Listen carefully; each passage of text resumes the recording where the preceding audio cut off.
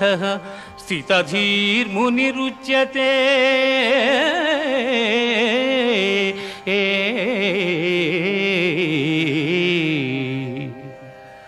దుఃఖములు కలిగినప్పుడు దిగులు చెందని వాడును,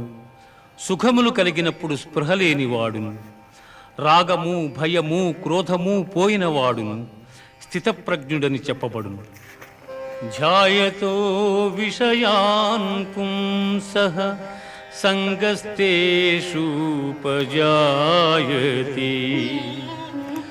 సంగాత్ సంజాయతే కామః కామాత్ క్రోధోభిజాయతే క్రోధాత్ భవతి సమ్మోహః సమ్మోహాత్ స్మృతివిభ్రమః స్మృతిభ్రంశాత్ బుద్ధినాశో